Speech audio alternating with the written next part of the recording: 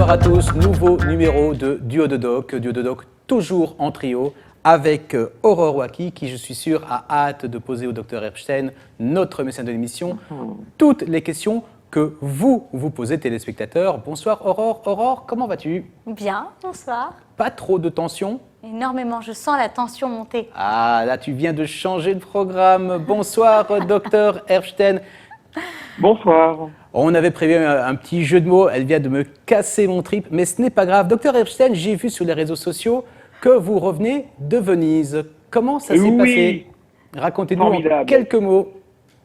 Il y a de l'eau, il y a beaucoup d'eau, il y a beaucoup d'Italiens et les gens sont charmants, délicieux et c'est une ville absolument magique. La sérénissime et sublimissime. Est-ce qu'on peut dire que Venise, la place Saint-Marc et ses oiseaux est un bon remède à l'hypertension? Je pense que se promener sur les gondoles, ça doit faire du bien pour lutter contre le stress et effectivement lutter contre l'hypertension. Mais vous savez, l'hypertension artérielle, dont on va parler ce soir, on l'appelle le tueur silencieux.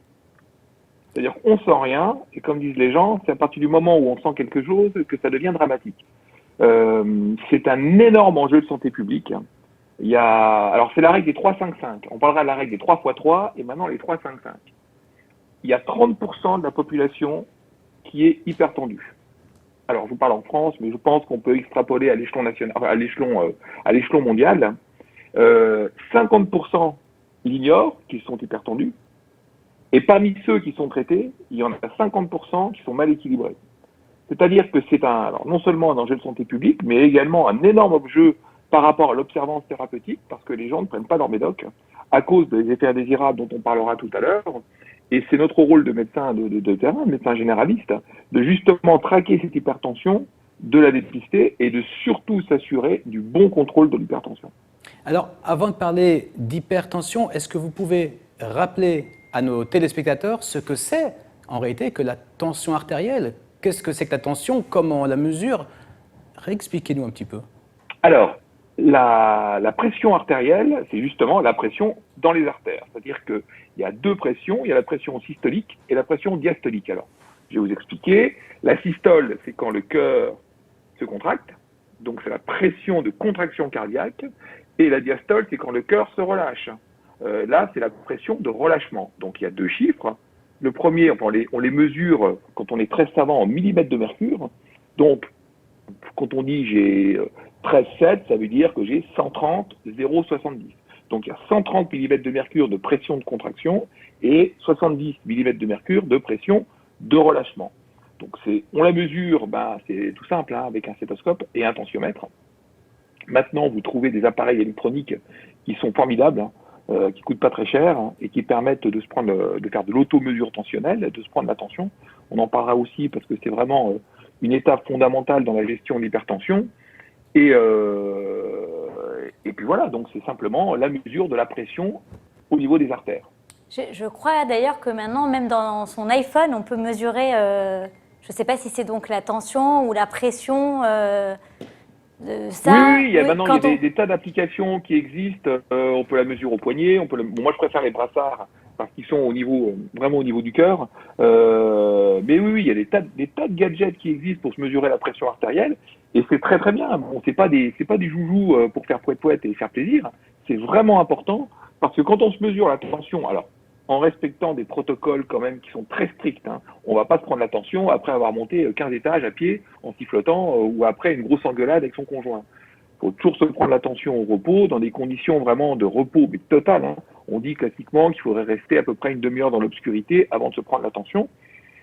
Et ensuite, dès lors qu'on trouve à plusieurs reprises et plusieurs jours de suite, une pression artérielle qui est supérieure aux valeurs qui sont les vôtres, parce que justement, encore une fois, la pression artérielle, ce n'est pas du prêt-à-porter, c'est du sur-mesure. C'est-à-dire que les objectifs tensionnels chez un jeune ne sont pas les mêmes chez une personne de 70 ans, ne sont pas les mêmes chez un diabétique. Donc, il faut toujours bien en parler à son médecin en fonction du contexte dans lequel on est. Les valeurs ne sont pas les mêmes. Alors, vous voulez savoir quelles sont les valeurs? Bon, les valeurs, je pense qu'on peut les trouver sur Internet. Non, ce que j'allais vous demander, docteur Epstein, c'est l'hypertension. Donc, vous nous avez expliqué juste vous me corrigez si j'ai mal compris, que la pression sanguine, la tension artérielle, c'est la pression globalement à laquelle sort le sang du cœur. Bon, qu'est-ce que l'hypertension? Hyper, ça veut dire au-dessus de, tension, Bien on sûr. l'a défini. Qu'est-ce que l'hypertension et pourquoi on a Alors, besoin de la mesurer? On a des La valeurs tension. seuil. Bien sûr, on a des valeurs seuil. Déjà, pour commencer, c'est des valeurs qui sont totalement admises maintenant à l'échelon international. C'est 140 maximum de valeurs systoliques, donc le premier chiffre, et 80-90, on va dire plutôt 80 de second chiffre. Au-delà de 140 ou de 80, on parle d'hypertension artérielle. C'est-à-dire qu'à ce moment-là, la pression dans les artères est beaucoup trop élevée, et après, ça peut avoir des conséquences qui sont excessivement néfastes au niveau cardiaque. Alors, quand on découvre une hypertension, chez quelqu'un, imaginez, bon voilà, monsieur Trucmuche vient me voir dans mon cabinet, je lui prends la tension, bam, je trouve 18. La première chose à laquelle il faut penser, c'est le syndrome de la blouse blanche. C'est très fréquent. Ce sont des gens, parce que quand on va chez le médecin, même si on se connaît depuis 30 ans, on n'est quand même pas dans des conditions optimales. Hein. Moi, mon cardiologue, qui est une vieille copine, quand elle me prend la tension, j'ai toujours 15-16 ans. Pourtant, on se connaît depuis presque 30 ans. Hein.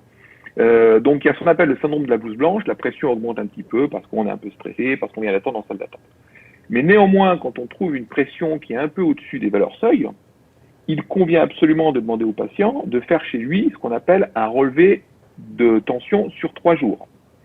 Alors ça répond à des critères stricts et parfaitement établis par toutes les sociétés savantes de cardiologie. C'est la règle des 3x3 dont je parlais tout à l'heure au début de l'émission. On se prend la tension 3 fois le matin, 3 fois le soir, 3 jours de suite. Alors le matin, on se réveille, je te lève, je te bouscule, tu ne te réveilles pas, comme d'habitude. Eh, je connais mes classiques. Hein. Donc, on se lève, on ne parle à personne, on reste à jeun, on va faire son petit pipi, c'est tout ce qu'on fait. On s'assoit. Alors, tous les détails sont très importants. Parce que des études ont été faites, on s'est rendu compte que si on ne respectait pas ce protocole à la lettre, la pression n'était pas totalement viable. Donc, il faut s'asseoir dans une chaise, un fauteuil, le dos bien calé en arrière, les 2 pieds posés à terre, surtout pas les jambes croisées, se prendre la tension une première fois et le noter sur une petite fiche de relevé de tension. Pendant 1 minute, on pense à autre chose. On pense à Heidi dans la montagne, hein, les petites chèvres, les petits ruisseaux, hein, des choses un peu sympathiques. On se reprend la tension une deuxième fois. On reste encore 1 minute tranquille sans penser à des choses qui vous énervent. Et on se prend une tension une 3e fois. Après, on peut aller vaquer à ses occupations. J'ai une question, excusez-moi. Comment on fait? On part avec un appareil sous le bras, c'est le médecin, le cardiologue, il faut déjà être dans un cycle de surveillance cardiaque Non, pas du tout. Vous allez dans une pharmacie ou chez nous, dans un supermarché, n'importe quel supermarché, ou sur Internet, vous trouvez des appareils qui ne sont pas très chers. Bon, il faut quand même vérifier qu'ils soient bien recommandés, parce qu'il y a toute une liste d'appareils qui sont recommandés par les sociétés savantes de cardiologie. Il ne faut pas acheter de machin moyen, bizarre. Il faut acheter quand même un appareil qui a pignon sur rue. D'accord. Ça vaut en France une 40 euros. J'ai juste une question. Est-ce que c'est pas les hypochondriaques qui font ça? Est-ce que quelqu'un non, c'est ma question. Est-ce que donc c'est dans la pharmacie du Bon Scout qu'on doit trouver donc c'est quoi, un tensiomètre, c'est ça? C'est pour mesurer... un tensiomètre. Vous achetez un tensiomètre électronique. Hein. Ça se présente sur un petit boîtier avec des piles. Vous mettez le brassard sur le bras. Vous tendez bien votre bras à hauteur à peu près du cœur. Vous appuyez sur un bouton, ça fait le brassard se gonfle, ensuite il se dégonfle. Vous voyez défiler les chiffres de manière numérique, et puis ensuite s'affiche la pression artérielle. Et vous la notez sur le petit bout de papier. J'ai bien compris, Dr Epstein, que votre cardiologue, votre amie femme cardiologue, vous provoque une tension un petit peu élevée. On va appeler ça le syndrome. Bah ouais, elle est ashkénaze. Hein, voilà, de la blouse blanche. Bon. Ok, elle vous stresse un petit peu. J'ai aussi appris que Aurore avait une pharmacie avec des scouts. Enfin, j'ai pas très bien compris ton histoire de scouts. Justement, mais dites-moi, qu'est-ce qu'il y a comme autre cause d'hypertension à part le fameux syndrome de blouse blanche qu'on attribue donc au sex appeal de votre cardiologue? Déjà, il faut savoir que dans l'écrasante majorité des cas, on peut dire aux environs de 90-95%, l'hypertension est dite fonctionnelle. Alors, quand on parle de fonctionnelle en médecine, ça veut dire qu'on ne sait pas pourquoi on en a. C'est-à-dire qu'on se réveille un matin, on n'a pas de tension, on se couche le soir, on a de l'hypertension. Et comme les gens me disent « Ah bah pourquoi ?» Alors moi, je leur réponds « Mais ma bonne dame, avant d'être malade, on n'est pas malade. Donc, c'est-à-dire que ça vient comme ça. Après, on viendra un petit peu sur l'hypertension fonctionnelle. Mais il y a des cas où l'hypertension est dite primitive, c'est-à-dire qu'elle est le reflet d'une maladie secondaire, pardon, pas primitive, secondaire, elle est secondaire à une maladie qui est préexistante. Alors bon, c'est comme des maladies rares, hein, c'est le syndrome de Cushing, la maladie de Crohn. Bon, voilà, on va rentrer dans les détails, on va pas rentrer dans ces détails justement qui sont un peu techniques. Il y a aussi le phéochromocytome, les sténoses de l'artère rénale, enfin. Vous m'avez perdu. Mais c'est quand même très rare. Non, mais attendez, il y a des causes, mais elles sont quand même très rares. Donc, on va les rechercher quand vous avez des personnes qui justement ont très peu de facteurs de risque de faire de l'hypertension et qui ont des grands pics tensionnels. Là, on va se poser la question si c'est justement pas une maladie sous-jacente qui provoque cette hypertension. Bon, je vous dis, c'est très, très, très rare quand même. Hein. Maintenant, les premières causes d'hypertension fonctionnelle, c'est l'obésité, l'alcool, le tabac, les régimes trop riches en sel. Alors, je ne sais pas si vous mangez très salé, la sédentarité, la réglisse, parce que dans la réglisse, il y a de la glycyrrhizine, et la glycyrrhizine, ça fait monter la tension. Donc, attention aux mangeurs de réglisse. Et puis, naturellement, l'obésité, enfin, la surcharge de poids, j'en ai parlé, et également le stress.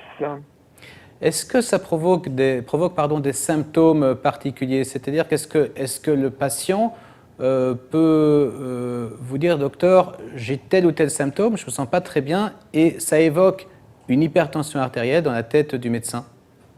Alors, non, justement, c'est là le problème. C'est que l'hypertension, vous avez des gens qui peuvent se balader avec 20 de tension et ils n'ont aucun symptôme. Ce qu'on voit régulièrement en consultation, c'est des gens qui viennent nous voir en disant « Mon Dieu, j'ai mal à la tête, j'ai pris ma tension, j'ai 18, je vais exploser un anévrisme dans ma tête. » Alors, on les rassure tout de suite parce que l'hypertension maligne, elle est exceptionnellement rare. C'est-à-dire une hypertension qui se manifeste par les signes cliniques, c'est quand même très, très, très rare. Ce qui se passe dans ces cas-là, ce sont des gens qui font des crises de migraine. Et comme la migraine a un petit côté un peu stressant, angoissant, ce stress fait monter la tension. C'est pas l'un qui entraîne l'autre, mais l'autre qui entraîne l'un. Donc du coup, ça veut dire que, excusez-moi, je vous coupe, c'est juste parce que ça m'interpelle. L'hypertension, ça n'a rien à voir avec les gens, par exemple, qui font des AVC ou des choses comme ça? Si, ça, attendez. Alors, c'est quand on a une hypertension qui n'est pas soignée et qui n'est pas prise en charge pendant des années, oui, ça peut finir par un AVC. Parce que si vous voulez, quand vous avez une pression, imaginez un tuyau d'arrosage et une pompe. C'est unique, c'est ça, le circuit cardiovasculaire. Vous avez une pompe et un cercle simple, un cercle fermé avec un tuyau qui arrive. Si jamais vous avez une artère qui est trop rigide, forcément, ou votre tuyau d'arrivage est trop rigide, forcément la pression à l'intérieur va augmenter. Parce que sinon, votre tuyau, qui est élastique normalement, comme une artère, va un peu se dilater pour faire circuler le fluide dans le circuit. Si votre artère est trop rigide, là, effectivement, elle peut se rompre et donner une attaque cérébrale. Mais la conséquence la plus importante, parce que toujours l'exemple de la pompe, vous avez une pompe et des artères qui sont un petit peu, ou un tuyau qui est un petit peu rigide, forcément, pour assurer toujours le même débit dans ce circuit hydraulique, la pompe, elle doit pousser contre des résistances, puisque l'artère qui est devenue un petit peu moins élastique, elle se dilate plus. Et la pompe, c'est le cœur. Donc à ce moment-là, à force de pousser contre des artères qui sont trop rigides, votre cœur se fatigue et ça donne une insuffisance cardiaque. D'accord. Donc c'est aussi relié donc avec l'infarctus dont on avait parlé au tout début. Alors l'hypertension peut provoquer effectivement des coronaropathies, des infarctus. Ça provoque l'insuffisance cardiaque évidemment. Et puis des AVC effectivement, comme vous l'avez dit. Donc c'est quand même quelque chose qu'il faut prendre très très très très très au sérieux. Si je résume tout ce qu'on a dit jusqu'à présent, Dr Epstein, on a dit qu'il y avait donc, en reprenant les causes l'hypertension essentielle, donc en gros idiopathique, on ne sait pas pourquoi, vous l'avez expliqué dans votre exemple du matin et du soir. Des causes secondaires, en simplifiant, on peut avoir une origine rénale, endocrinienne, cardiaque ou métabolique. Vous avez parlé donc de l'obésité. Une fois que le diagnostic est posé, qu'on a exclu une cause sous-jacente, je vais vous poser deux questions en une. La première, est-ce que l'hypertension artérielle, c'est quelque chose de dangereux? Et ensuite, comment est-ce qu'on prend ça en charge? Comment est-ce qu'on soigne une hypertension? Alors, pour répondre à votre première question, oui, c'est dangereux, puisqu'on l'appelle, comme j'ai dit tout à l'heure, le tueur silencieux. C'est-à-dire qu'on ne sent rien, La pression, elle augmente tout le temps, tout le temps. C'est comme si vous tapez régulièrement contre une paroi. Il y a un moment, elle risque de se rompre, cette paroi, et c'est les AVC hémorragiques qui sont quand même assez dramatiques. Ça, c'est le premier point. Deuxièmement, donc, en amont de cette hypertension, de ces artères qui ont du mal un petit peu à être élastiques et pouvoir réguler une pression normale, vous avez le cœur qui peut provoquer une insuffisance cardiaque. Et ce qu'on appelle des cardiopathies hypertensives, c'est pas très rigolo non plus, parce que l'insuffisance cardiaque, vous faites 3 pas, vous êtes essoufflé, on peut avoir de l'eau dans les poumons, c'est comme pas une maladie forcément très rigolote. Maintenant, oui, évidemment, on peut se traiter. Il y a des tas de médicaments qui existent pour soigner l'hypertension et qu'on peut adapter en fonction du profil du patient. Mais la première chose à faire, dès lors qu'on trouve une tension, allez, 15-16, qui est un peu limite, si vous voulez, qui n'est pas encore dans des valeurs un petit peu rouges. Quand on trouve 19, 20, 21, là, on ne se pose pas de questions, on donne un médicament tout de suite. En revanche, quand on est aux environs de 15-16 d'hypertension, là, à ce moment-là, on peut réussir à la réguler simplement en jouant sur les facteurs de risque. Faire un peu d'exercice physique, perdre du poids, pas d'alcool, pas de tabac. Rien que ces 4 trucs, vous arrivez à réguler votre tension. Et donc, est-ce que quand on se sent essoufflé comme ça, vous dites quand on monte les escaliers, on fait 3 pas, on est essoufflé, est-ce que tout ça, c'est des signes comme quoi il faut déjà s'affoler ou c'est déjà trop tard? Non, parce que si vous voulez, il y a tout ce que je viens de raconter, il y a des tas de circonstances où on peut être un peu essoufflé par rapport à un exercice physique. Mais néanmoins, quand on est un homme avec des facteurs de risque, quand même, comme dont on a parlé tout à l'heure, et une pression artérielle qu'on prend de temps en temps et qui reste un petit peu aux environs de 16-17, là, à ce moment-là, il faut quand même s'inquiéter et aller consulter assez rapidement pour pouvoir prendre un traitement. Et surtout, perdre du poids et faire un exercice physique régulier. À ce moment-là, je vous dis, la pression, elle va normalement se régulariser et vous aurez probablement, peut-être, pas besoin de prendre un traitement. Et est-ce qu'il y a des populations qui ont un terrain plus favorable à ça, par exemple, je sais pas, à partir d'un certain âge, ou les hommes, ou les femmes? Oui. Alors, l'âge est un des grands facteurs de risque d'hypertension, c'est-à-dire que plus on vieillit, plus on a des risques d'avoir de l'hypertension. Maintenant, il y a une grosse participation héréditaire. Généralement, un hypertendu donnera un hypertendu. Donc, s'il y a une hypertension dans la famille, il va falloir être très vigilant et se faire contrôler sa tension quand même très régulièrement. Donc, ce que vous nous avez dit, Dr Erbstein, c'est que l'hypertension, c'est dangereux, mais on va dire pas en phase aiguë. C'est pas au moment où on découvre qu'on a de l'hypertension qu'il faut déjà paniquer. Il faut se prendre en charge, soit par des mesures d'hygiène, soit par des médicaments. Est-ce qu'il y a des populations autres que les personnes d'un certain âge qui peuvent être touchées? On parle parfois d'hypertension également chez la femme enceinte. Oui, alors ça, c'est la raison pour laquelle, quand on a une femme enceinte dans nos cabinets, il faut prendre sa pression artérielle, sa tension, à chaque fois. Parce que dès lors que la tension commence à monter, il y a ce qu'on appelle un risque de pré-éclampsie. Et l'éclampsie, on ne sait pas trop comment ça vient, ce truc-là, mais enfin, c'est quand même quelque chose de dramatique. Vous nous expliquez ce que c'est que la pré-éclampsie?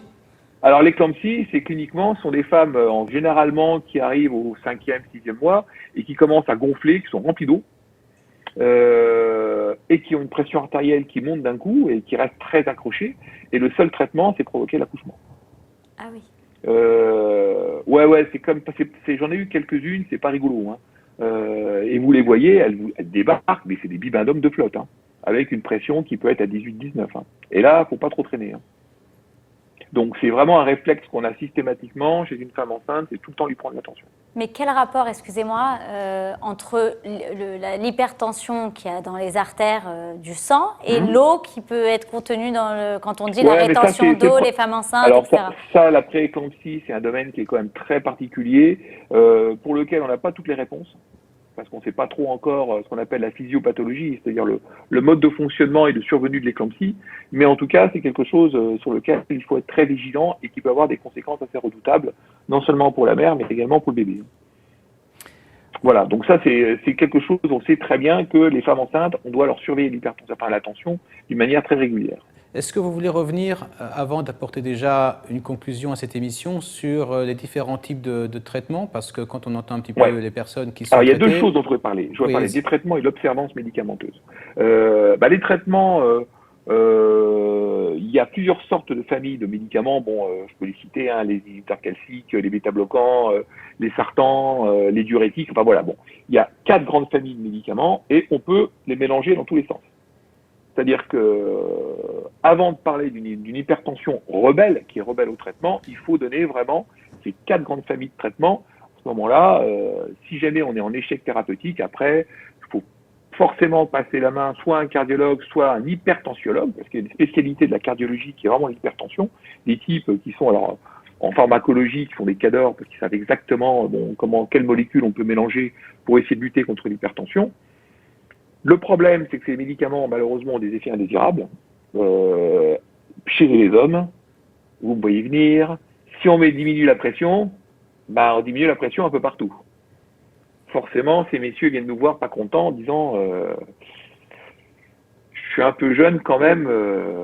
Et c'est là qu'on invite nos téléspectateurs à voir une émission d'il y a quelques semaines sur le dysfonctionnement érectile.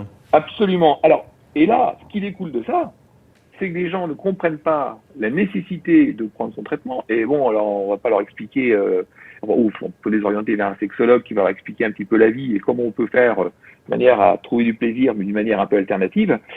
Mais ils arrêtent leur traitement. Là, en plus, c'est des menteurs. Parce qu'ils viennent nous voir en disant « Ah non, moi je me prends la pression à la maison, la tension, j'ai 12, 13, pas de problème. Vous la prenez, vous trouvez 18. » Alors, on dit « Il y a un problème là. » Donc vous allez on va leur demander de refaire un relevé de tension à la maison, ils me le ramènent, il est parfait, et quand on a un doute, le juge de paix, c'est ce qu'on appelle la MAPA, qui est la mesure automatisée de la pression artérielle. C'est le cardiologue qui fait ça, il vous colle un brassard, vous avez un petit boîtier sous la poitrine, et votre brassard se gonfle régulièrement et vous prend automatiquement la tension pendant 24 heures. Et là, on peut pas tricher. Hein. C'est là où on a vraiment la vraie vision de l'hypertension.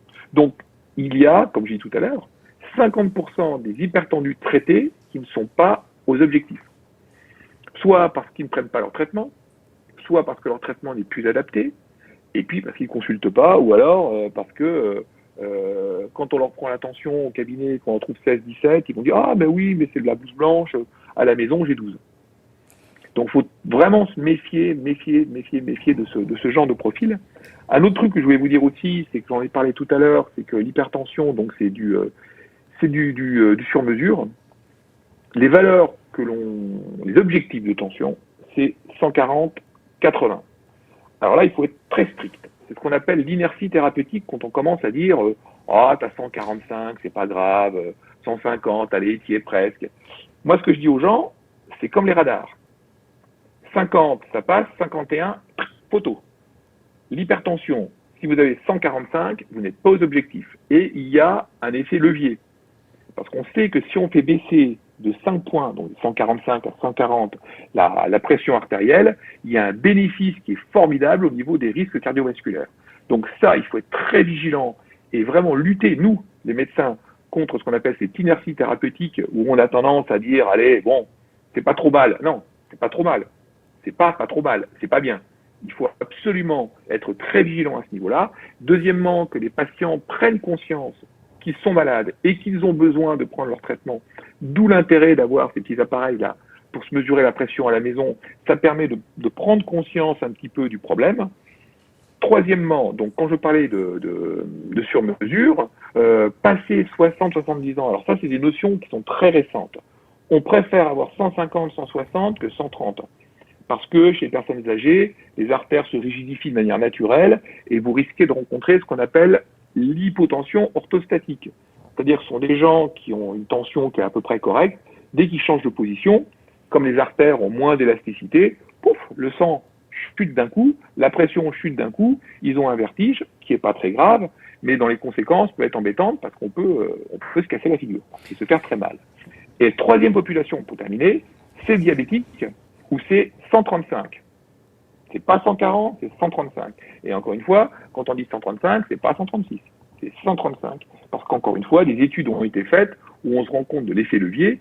Si on sait très bien que les diabétiques ont des risques cardiovasculaires qui sont quand même très profonds, enfin très importants. Si on stabilise la pression artérielle aux objectifs, ces risques, en faisant baisser que de quelques points d'hypertension, il y a un effet levier encore, on diminue de 20-30% les risques cardiovasculaires. Donc ça vaut le coup quand même. Vous avez dit quelque chose de très important et on va pratiquement conclure là-dessus. Vous avez dit qu'il fallait que le médecin soit vigilant, vous avez dit qu'il faut qu'il soit également rigoureux, mais vous avez aussi dit qu'il fallait que le patient, c'est-à-dire chacun de nous, on soit vigilant, que notre santé, c'est quelque chose d'important et que ça ne servait à rien de se raconter des histoires ou de raconter des histoires à son médecin. C'est notre santé qui est en jeu. Aurore, tu as senti une petite tension en début d'émission, sûrement l'effet blouse blanche avec deux médecins en plateau dans ce duo en trio, en blouse blanche sous le t-shirt. Est-ce que ça va mieux? Est-ce qu'on a réussi un petit peu à diminuer cette tension? Je suis très détendue. J'ai juste une dernière question. Je me demande par rapport aux gens nerveux. Est-ce que du coup, ça accélère pour eux? C'est un facteur risque supplémentaire, les gens qui sont tout le temps énervés, colériques, etc. Ben oui, ça fait du stress, bien entendu. Parce que quand vous êtes énervé, vous sécrétez une hormone qui s'appelle l'adrénaline. Et l'adrénaline, c'est monter la pression. Donc forcément, bien entendu. C'est sûr que les gens plus stressés, plus énervés, plus colériques que les autres font plus d'hypertension artérielle. Vous savez, on dit bien que les gens qui sont un peu mous, ils ont deux tensions. Donc ceux-là ne risquent pas d'avoir des problèmes particuliers. Le sujet d'hypertension artérielle a été proposé par l'un de nos téléspectateurs qui a préféré ce soir rester anonyme. Si vous aussi, vous souhaitez que le Dr Epstein aborde un sujet dans ce duo de doc, n'hésitez pas. Écrivez-nous à l'adresse qui apparaît juste sous votre écran. On se fera un plaisir d'aborder le sujet et de répondre à toutes les questions que vous vous posez. Dr Epstein, comme d'habitude, un très grand merci. Merci à vous surtout. Vous avez, je suppose, laissé les gondoles à Venise. Nous ici, on va, depuis la Terre Sainte d'Israël, on va vous faire un énorme et un grand shalom. On vous embrasse. On se retrouve très prochainement avec Aurore également pour une prochaine émission de Duo de Doc en trio, comme d'habitude. On vous souhaite une bonne soirée. Restez avec nous sur le programme de Tandem TV. À très vite. Au revoir. Au revoir, à bientôt.